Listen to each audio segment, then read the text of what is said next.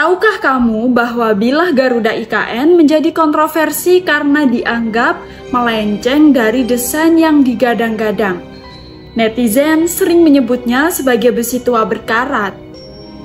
Apa sih yang sebenarnya terjadi dan mengapa bilah Garuda di IKN tampak seperti besi tua? Kita akan bahas secara lengkap di video kali ini. Jadi siapkan diri kalian karena kita akan menuju kajian di luar batas nalar manusia.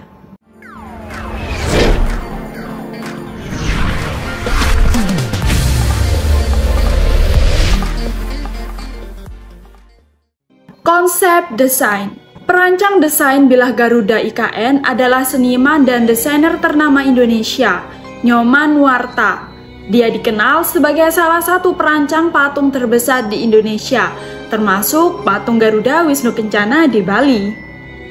Desain bilah Garuda di IKN terinspirasi dari burung Garuda, yang dalam mitologi Indonesia dan Hindu melambangkan kebesaran, kekuatan, dan juga kebijaksanaan. Garuda juga merupakan simbol nasional Indonesia yang tertera pada lambang negara Pancasila. Desain ini dirancang untuk mengekspresikan semangat kebangsaan dan identitas budaya Indonesia yang kaya.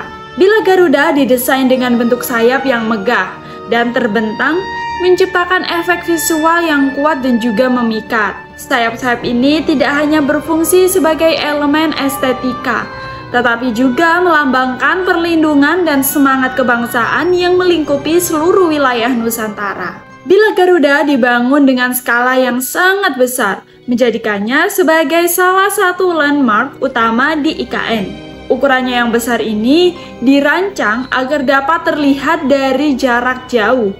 Hal ini bisa memberikan kesan mendalam bagi siapa saja yang melihatnya. Dimensi sayap Garuda yang luas juga memberikan rasa keagungan dan kekuatan. Seolah-olah sayap ini melindungi dan menaungi seluruh ibu kota baru. Desain bilah Garuda juga dilengkapi dengan sistem pencahayaan yang canggih, yang dirancang untuk menonjolkan keindahan struktur ini di malam hari. Lampu-lampu LED dipasang dengan presisi untuk menciptakan efek pencahayaan yang dramatis. Hal ini bisa menambah daya tarik dan keanggunan bilah Garuda saat dilihat dari kejauhan pada malam hari. Hasil bilah Garuda IKN yang terlihat seperti besi tua berkarat ini sebenarnya adalah bagian dari konsep desainnya. Nyoman Nuarta menggunakan material besi tahan cuaca atau yang biasa kita sebut dengan weathering steel, yang secara alami membentuk lapisan karat pelindung ketika terpapar elemen-elemen cuaca. Lapisan ini sebenarnya berfungsi untuk melindungi bagian dalam besi dari korosi lebih lanjut, sekaligus memberikan tampilan estetika yang unik dan juga alami. Tampilan ini memang sengaja dirancang untuk menambah karakter dan kekhasan pada monumen tersebut, bukan karena bahan atau proses yang salah ya teman-teman. Nah, lantas kenapa sih harus besi tahan cuaca? Jadi gini nih penjelasannya. Besi tahan cuaca dipilih karena sifatnya yang kuat dan kemampuannya untuk bertahan dalam kondisi lingkungan yang ekstrim, seperti hujan, panas, dan kelembapan tinggi yang sering ditemukan di Indonesia. Kelebihan besi tahan cuaca antara lain adalah memiliki daya tahan. Besi tahan cuaca memiliki daya tahan yang tinggi terhadap korosi dan perubahan cuaca.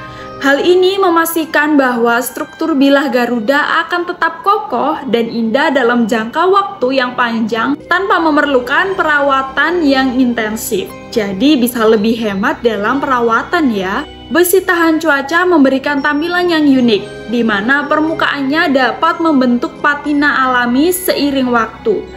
Patina ini tidak hanya memberikan efek visual yang menarik, tetapi juga bertindak sebagai lapisan pelindung tambahan terhadap korosi. Besi tahan cuaca dikenal memiliki kekuatan struktural yang sangat baik, sehingga sangat cocok untuk digunakan dalam konstruksi monumental, seperti bilah Garuda yang membutuhkan stabilitas dan ketahanan dalam menghadapi elemen-elemen alam. Dengan material besi tahan cuaca, bilah Garuda memerlukan sedikit pemeliharaan dibandingkan dengan material lain yang mungkin memerlukan perlindungan atau pengecatan ulang secara berkala. Proses pembuatan dalam pembuatan bilah Garuda. Besi tahan cuaca diproses dengan teknik khusus untuk memastikan bahwa setiap bagian dari struktur memiliki daya tahan maksimal. Proses ini melibatkan pemotongan, pengelasan, dan pembentukan besi dengan presisi tinggi untuk menciptakan desain sayap Garuda yang ikonik. Setelah itu, permukaan besi diproses untuk memastikan bahwa patina berkembang secara merata. Hal ini dapat memberikan tampilan yang estetis dan juga tentunya proteksi tambahan.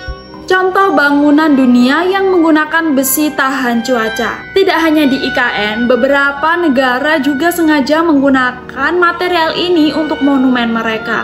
Salah satunya adalah The High Line di New York, sebuah taman publik di atas jalur kereta api yang sudah tidak terpakai.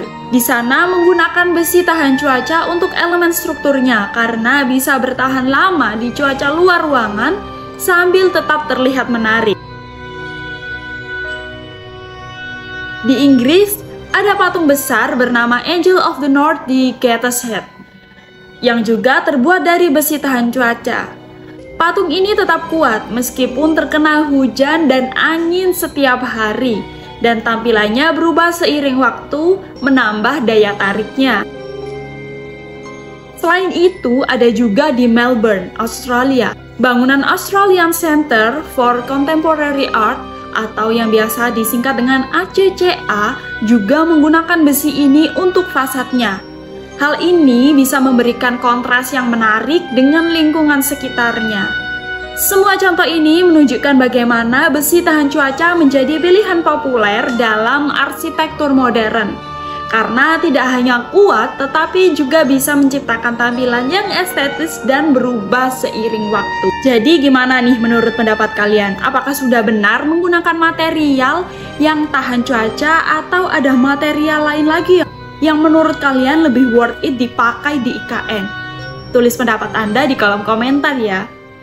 Kalau gitu, terima kasih karena menonton video ini. Jangan lupa like, comment, share, dan juga subscribe agar tidak ketinggalan info menarik lainnya. Sampai jumpa di video selanjutnya. Salam perkasa!